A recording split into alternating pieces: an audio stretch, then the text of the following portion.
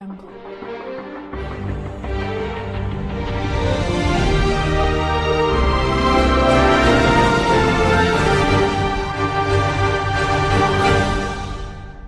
good morning students. Welcome back to the another session. ஏற்கனவே chapter number 2ல book பேக்கான 2 மார்க்கான ஆன்சர் டிஸ்கஸ் பண்ணியாச்சு. இந்த வீடியோவில் புக் பேக்கில் இருக்கக்கூடிய 5 மார்க்கு சாப்டர் நம்பர் 2ல அதுக்கான ஆன்சர்ஸை மட்டும் நம்ம டிஸ்கஸ் பண்ணிடலாம். ஓகே, ஃபர்ஸ்ட் 5 மார்க் பாருங்க. ஆக்சுவலாக இது டெலிட்டட் போர்ஷன் அப்படின்னு சொல்லுவாங்க. டெலிட்டட் போர்ஷன்ஸ் கிடையாது. இந்த இது 5 மார்க்கில் நீங்கள் படிக்கணும் கண்டிப்பாக. ஒரு டயக்ராம் கொடுத்துருக்குறாங்க. அந்த டயக்ராமில் ஏ பி சி டி இஎஃப் அப்படின்னு சொல்லிட்டு ஐ வரைக்கும் மார்க் பண்ணியிருக்கிறாங்க. அதுக்கு கீழே ஒரு கொஸ்டின் கேட்டிருக்காங்க. ஃபர்ஸ்ட் கொஸ்டின் பாருங்க. Identify the figure that illustrate ovulation and mention the stage of oogenesis it is represent. oogenesis and ovulation எந்த ஸ்டேஜில் நடக்குது அப்படின்னு கேட்குறாங்க. சி, இதுதான் ஓவுலேஷன் நடக்கக்கூடிய ஸ்டேஜ். அப்போ it represent the ovulatory phase of oogenesis. F அப்படிங்கிறது ஓவுலேஷன் நடக்கக்கூடிய ஃபேஸ். ஓகே, எந்த ஸ்டேஜ் ரிலீஸ் ஆகுதுன்னு கேட்குறாங்க. The stage of oogenesis is secondary oocyte. Okay, F ஸ்டேஜில் ஓவுலேஷன் நடக்குது. அதுக்கு பேர் ஓவுலேட்டரி ஃபேஸ்ன்னு சொல்லுவோம். This phase is called ovulatory phase. அந்த ரிலீஸ் ஆகக்கூடிய எக்குக்கு பேர் secondary oocyte. Okay, and next question என்ன கேட்டிருக்காங்க அதுலேயே, name the ovarian hormone and pituitary hormone that have caused the above mentioned event. ovarian hormone na ovariலிருந்து ப்ரொடியூஸ் ஆகக்கூடிய hormone. there are two hormones that regulate this ovulation process. one is estrogen, another one is progesterone. estrogen ங்கிறது menstrual cycle follicular ஸ்டேஜில் produce ஆகக்கூடிய ஒரு hormone. Progesterone அப்படிங்கிறது luteal ஃபேஸில் produce ஆகக்கூடிய ஒரு ஹார்மோன். ஓகே, ஸோ ஓவேரியன் ஹார்மோனில் ஓவரியிலிருந்து 2 ஹார்மோன் ப்ரொடியூஸ் ஆவாங்க. இது ஓவேரியன் ஹார்மோன். பிட்யூட்ரி ஹார்மோன் வந்து there are two hormone. One is follicle stimulating hormone, another one is luteinizing hormone. இந்த 2 ஹார்மோன் என்ன பண்ணுவாங்கன்னா அந்த menstrual cycle plus ovulation process regulate பண்ணக்கூடிய hormones. Okay, explain the changes that occurs in the uterus simultaneously in anticipation. Okay, endometrium regenerate ஆகும் and fertilization paves the way for implantation of a fertilized ovum. During the menstrual cycle நடக்கிறப்போ அந்த endometrium regenerate ஆயிடும். endometrium, this is a structure of a female reproductive tract. Here this is a structure of a uterus. Okay, here ovary also placed here. ovary இங்கே இருப்பாங்க. This is a structure of endometrium. Here it is made up of 3 type of layer: perimetrium, myometrium and endometrium. This is a endometrium. Okay, இந்த endometrium என்ன ஆகும்னா regenerate ஆகும். So endometrium regenerate and this is a place where the fertilization is taking place. This is a ambulatory region of the fallopian tube. ambulatory region. Okay, இங்கே fertilisation நடக்குது. இந்த இடத்துல வந்து attachment ஆவாங்க எக். ஓகேவா? அப்போ இந்த எண்டோமெட்ரியம் ரீஜெனரேட் ஆகிறதுனால it is a way for implantation. Implantation means attachment of blastocyst on the uterus. This a blastocyst. Okay, அப்போ அந்த ஃபெர்டிலைசேஷன் நடக்கணும் அப்படின்னா எண்டோமெட்ரியம் ரீஜெனரேட் ஆகும். திஸ் இஸ் அ யூட்டரஸில் நடக்கக்கூடிய ஒரு changes. And the endometrium of the uterus become thicker and receive the fertilized ovum. Finally, uterine wall secretes a nutritive fluid for the fetus. fetusக்கு தேவையான nutritive fluid யார் secrete பண்ணுவாங்கன்னா இந்த uterus secrete பண்றாங்க. ஓகேவா? Okay, these are the various changes that occur in the uterus. Okay, and another question, write the differences between C and H. இங்க C என்ன கொடுத்திருக்காங்க? C என்ன? This is a structure of C and this is a structure of H. C அப்படிங்கிறது secondary follicle, Hங்கிறது corpus luteum. So நமக்கு சியும் H corpus luteum secondary ஊசைட்டையும் கார்பஸ் லூட்டியத்தையும் கம்பேர் பண்ண சொல்லியிருக்கிறாங்க. C secondary follicle, it is found in follicular phase or proliferative phase. Corpus luteum found in luteal phase or secretory phase. இந்த கொஸ்டினுக்கு உங்கள் புக்கில் டைரெக்டாக ஆன்சர் கிடையாது. அதனால் please note down the answer. இந்த ஆன்சரை தெளிவாக ஒரு நோட்டில் எழுதி வச்சுக்கோங்க. அப்போ தான் உங்களுக்கு எக்ஸாமுக்கு யூஸ்ஃபுல்லாக இருக்கும். செகண்டரி ஃபாலிக்கல் வந்து ஃபாலிகுலார் ஸ்டேஜில் இருப்பாங்க, மென்சுரல் சைக்கிள். கார்பஸ் லூட்டியம்ங்கிறது ஓவுலேஷன் நடந்ததுக்கு அப்புறம் ஃபார்ம் ஆகக்கூடிய empty follicle. See the picture. So this is a primary follicle, secondary follicle and this is a Graafian follicle. Graafian follicle ஆன உடனே ovulation நடக்கும். இந்த ovulation முடிச்சதுக்கப்புறம் secondary oocyte release ஆனதுக்கப்புறம் these empty follicles are transformed into corpus luteum. இந்த corpus luteum வேலை என்ன அப்படின்னு பார்த்தீங்கன்னா it secretes hormones. Okay, and it is surrounded by a many granulosa layers and it is a temporary endocrine gland secreting ப்ரோஜெஸ்ட்ரான்ங்கிற ஹார்மோனை secrete பண்ணுவாங்க. இந்த secondary follicle எதை செக்ரேட் பண்ணுவாங்கன்னா it also secreting estrogen hormone during the growth. ஈஸ்ட்ரோஜன்கிற ஹார்மோனை produce பண்ணுவாங்க. Okay, so later it become a Graafian follicle, later it become a corpus albicans. Okay, see the picture. this Graafian ஃபாலிகுலா differentiate ஆவாங்க, இவங்க வந்து corpus அல்பிகன்ஸா differentiate ஆவாங்க. ஓகேங்களா, so this are the differences between the C and the H. The next most expected important 3 mark, கண்டிப்பாக பப்ளிக்கில் எதிர்பார்க்கக்கூடிய 3 மார்க்கு லாங் வெர்ஷன், அதாவது பியூர் சயின்ஸுக்கு மார்ச் 20ல் கேட்ட ஒரு question. Placenta is an endocrine gland, justify. Endocrine கிளாண்ட்னா ஹார்மோனை ப்ரொடியூஸ் பண்ணாங்கன்னா அதுக்கு பேர் எண்டோகிரைன் கிளாண்ட் சொல்லுவோம். A gland which is producing a hormones. Okay, so during the pregnancy placenta act as a temporary endocrine gland, not a permanent, temporary endocrine gland, because of it produces following hormones, namely human chorionic gonadotrophin, human chorionic somatotropin, human placental lactogen, and these hormones are support the fetal growth. Okay, another one is relaxin, also produced by the placenta at the time of parturition. Parturition delivery ஆகிற சமயத்தில் placenta வந்து ரிலாக்ஸின்ங்கிற ஹார்மோனை செக்ரேட் பண்ணும். This relaxin relax the pelvic ligament during the parturition. Pelvic லிகமெண்ட்ஸ்னா connective tissue which connect the 2 bones. 2 போனை connect பண்ணக்கூடிய ஒரு கனெக்டிவ் டிஷ்யூக்கு பேர் லிகமெண்ட் சொல்லுவோம்.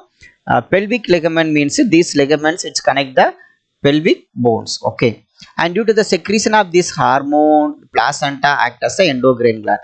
நிறைய பேர் என்ன பண்ணுவாங்கன்னா இந்த சென்டென்ஸை எழுத மறந்துடுவாங்க, due to the secretion of these hormones.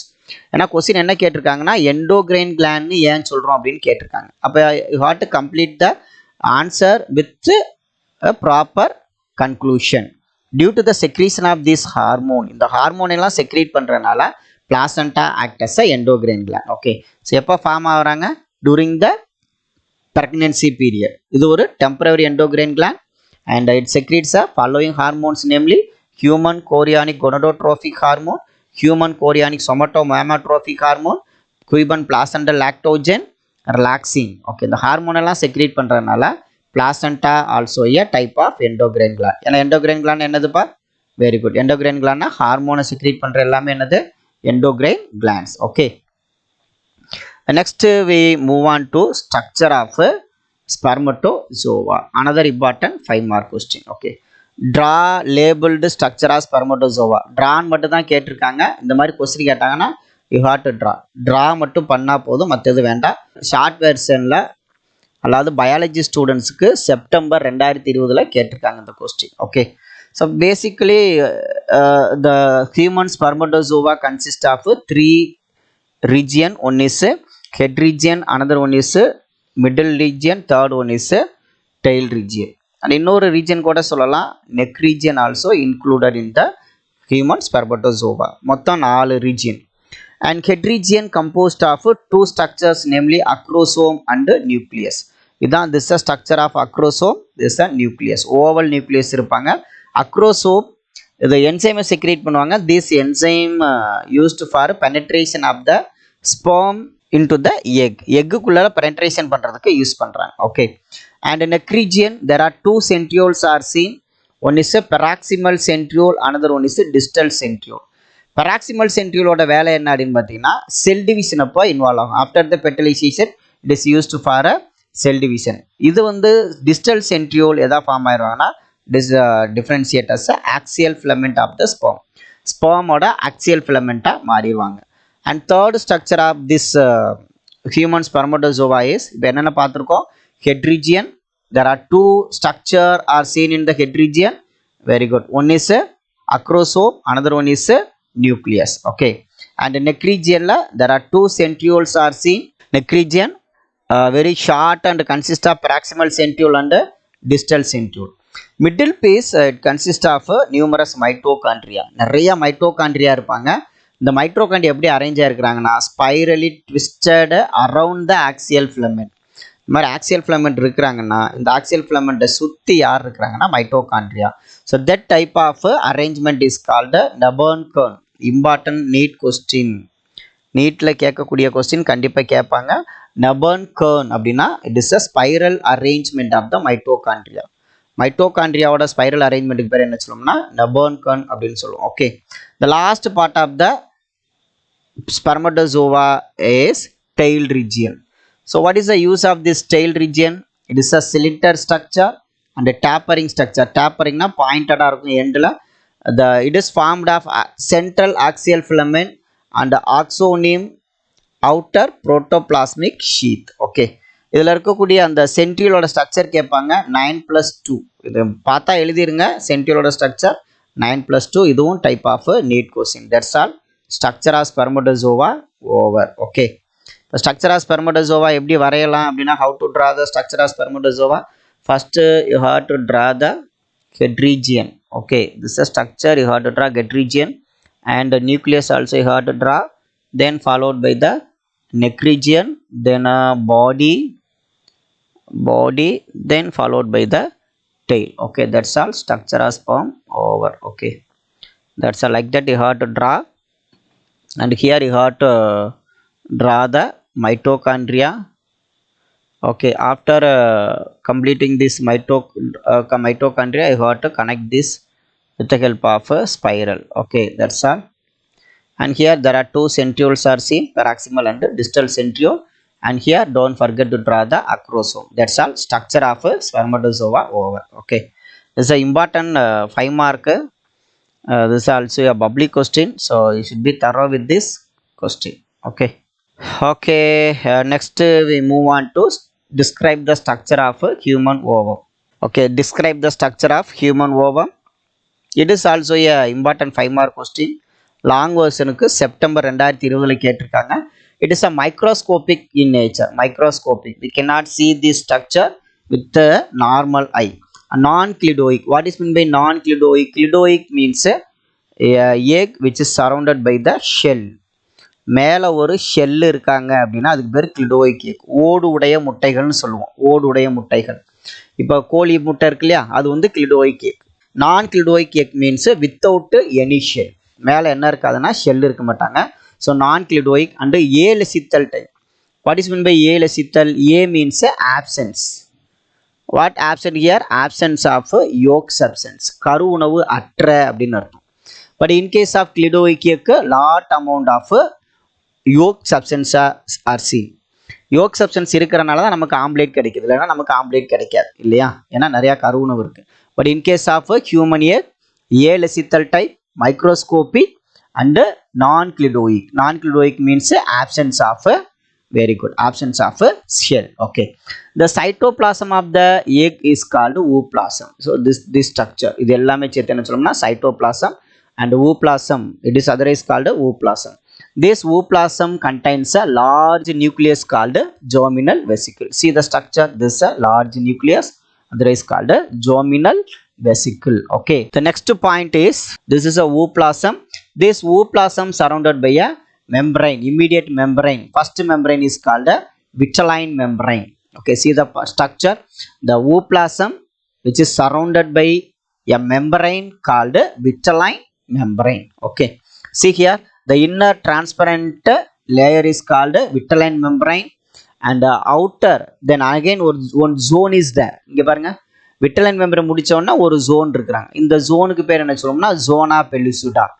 And see the space that lies between the vitelline membrane and the zona pellucida, blue color space, that is called perivitelline space. Okay, இது 1 மார்க்ல கேட்கலாம். perivitelline space that lies between the, very good, zona pellucida and vitelline membrane. பாருங்க, vitelline membraneக்கு வெளியில இருக்கறனால பெரினா வெளியே, perivitelline space. Okay, so that's all structure of human ovum over. இதில் யார் திக்கர் லேயர்னு கேட்பாங்க. திக் லேயர் வந்து zona pellucida thick layer and thin layer vitelline membrane. Okay, thick thin maybe 1 mark question, 1 மார்க்கில் கேட்கறதுக்கு வாய்ப்பு இருக்குது, கண்டிப்பாக படிச்சுக்கோங்க.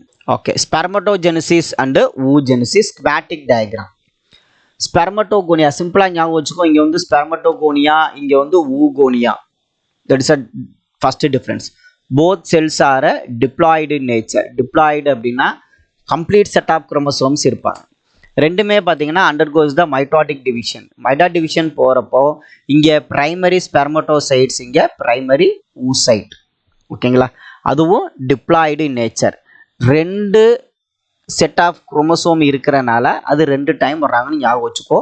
ஊகோனியா also a diploid structure, spermatogonia also diploid structure. Primary spermatocytes and primary oocytes are diploid in nature. Okay, இந்த diploid structure முடிச்சதுக்கு அப்புறம் ஒரே ஒரு mitotic division முடிச்சதுக்கு அப்புறம் அடுத்து என்ன நடக்க போறாங்க அப்படின்னா meiotic division. Okay, this meiosis 1 primary spermatocytes undergo the meiotic division 1 will produce a secondary spermatocytes. Secondary spermatocytes produce ஆயிட்டாங்க. Okay, and this secondary spermatocytes also undergo the meiotic division 2. meiotic division 2 குள்ளார போயிட்டு spermatids அப்படிங்கிற ஒரு ஸ்ட்ரக்சரை உற்பத்தி பண்ணுவாங்க. இந்த ஸ்பெர்மட்டிட்ல என்ன இருக்க மாட்டாங்கன்னா டெயில் இருக்க மாட்டாங்க, அக்ரோசோம் இருக்க மாட்டாங்க. It is a spherical structure. இந்த ஸ்பெர்மட்டிட் தான் எதா மாறும் அப்படின்னா ஸ்போமா மாறுவாங்க. அந்த ப்ராசஸ்க்கு பேர் என்ன சொல்லுவோம்னா ஸ்பெர்மியோஜெனசிஸ். நம்ம 2 மார்க் படிக்கிறப்ப பார்த்தோம். Spermiogenesis, it is a process of transformation of spermatid into spermatozoa. Okay, and the entire process is called spermatogenesis. Okay, that's all. Various stages of very good. Spermatogenesis also over. First structure enapa spermatogonia, primary spermatocytes, secondary spermatocytes, spermatids and spermatozoa. Okay, next பாருங்க oogonia, then primary oocyte. இங்கே primary ஊசைட்டு முடிச்சதுக்கப்புறம் 2 cell haploid செல் கிடைக்கும். ஃபர்ஸ்ட்க்கு பேர் secondary oocyte. இந்த secondary oocyte எப்போ release ஆகும் அப்படின்னா during the menstrual cycle. Menstrual cycle அப்போ ரிலீஸ் ஆவாங்கோ யார் அப்படின்னா தி secondary oocyte. Touring that time நமக்கு ஒரு போலார் பாடி ஒன்று கிடைக்கும். போலார் பாடினா என்ன ரீசன் அப்படின்னு பார்த்தீங்கன்னா there are 2 types of cells formed during after completion of meiosis 1. One cell with large cytoplasm, another one with little cytoplasm or low cytoplasm. ஏன் இந்த low cytoplasm ஃபார்ம் ஆகணும் அப்படின்னா this is a alecital type of egg. alecital means உள்ளார என்ன கிடையாது, no yolk substance. ஏற்கனவே பார்த்துருக்கோம், yolk substance கிடையாது. அப்போ yolk substance கிடையாது அப்படின்னா should maintain the large amount of cytoplasm. தண்ணி உள்ளார நிறைய மெயின்டைன் பண்ணணும் அப்படிங்கிறதுக்காக unequal division is take place. Okay, the unequal divisionல smaller structure வந்து polar body. இந்த polar bodyயோட function கேட்பாங்க. There is no function for a polar body. polar bodyக்கு எந்த ஒரு ஃபங்க்ஷனும் கிடையாது. இந்த menstrual cycle அப்போ ரிலீஸ் ஆன இந்த secondary oocyte எங்க போய் வெயிட் பண்ணும் அப்படின்னா so this entire process already entire process taking place in the very good ovary of the female reproductive system. This is a female reproductive system structure of ovary. Okay, இந்த ஓவரியில் தான் நடக்குது. இப்போ secondary oocyte இங்கே வந்துடுவாங்க. Secondary oocyte வந்த உடனே இதில் sperm உள்ளார போணுச்சு அப்படின்னா where here the fertilization is taking place. எந்த ரீஜியனில்? in the ambulatory region of the fallopian tube. ambulatory region of the fallopian tube அங்கே fertilization நடப்பாங்க. இப்போ இந்த செகண்டரி ஊசைட்டு ஸ்பெர்மை ரிசீவ் பண்ணிருச்சு அப்படின்னா நமக்கு என்ன கிடைக்கும் அப்படின்னா அடுத்து மியாசிஸ் டிவிஷன் 2 நடக்கும். மியாட்டிக் டிவிஷன் 2 நடந்தால் தான் நமக்கு எக்கு கிடைக்கும், structure of ovum. Otherwise secondary ஊசைட்டாகவே இருக்கும். செகண்டரி ஊசைட் ஃபெர்டிலைசேஷன் நடக்கலை அப்படின்னா நெக்ஸ்ட் மென்ஸ்ட்ருவல் சைக்கிள் ஸ்டார்ட் ஆகிடும். செகண்டரி ஊசைட் வந்து மென்ஸ்ட்ருவல் சைக்கிள் எப்போ ரிலீஸ் ஆகிறாங்க? மியாசிஸ் 2 எப்போ நடக்கும் அப்படின்னா after the entry of sperm into the egg. எக்குள்ளார போனதுக்கப்புறம் again 2 unequal division நடக்கும். one is with little cytoplasm, another with large cytoplasm. இது secondary polar body. இது வந்து ovum or egg. Okay, ovum அல்லது egg எப்போ ஃபார்ம் ஆகும் அப்படின்னா after the very good. Fertilisation முடிச்சதுக்கப்புறம் தான் ஃபார்ம் ஆவாங்க. ஓகே, ஸோ இந்த ஸ்கீமாட்டிக் டயக்ராம் மட்டும் போட்டால் போதும், நீங்கள் எக்ஸ்பிளைன் பண்ணி எழுத தேவையில்லை. Only the schematic diagram. The next book back question is menstrual cycle, that is a deleted portion. அது படிக்க வேண்டாம். So okay students, book back question over. அடுத்து இன்டெக்ஸ்ட் கொஸ்டின் வந்து நம்ம வந்து இன்னொரு வீடியோவில் பார்க்கலாம். ஏன்னா கொஸ்டின்ஸ் நிறையா இருக்கிறாங்க. கொஸ்டின்ஸை மட்டும் சொல்கிறேன், நீங்கள் ஆன்சர்ஸை வந்து நீங்கள் ஸ்க்ரீன்ஷாட் எடுத்துக்கிட்டிங்கன்னா பெட்டர். ஓகேங்களா? So thank you students, thank you for patient listening. Next வீடியோவில் சாப்டர் நம்பர் 3க்கான deleted questions and book back கொஸ்டின்கான ஆன்சர் பார்க்கலாம். Thank you students, thank you. We shall meet in the next class. Thank you students. Take care. Bye bye. See you on the next class.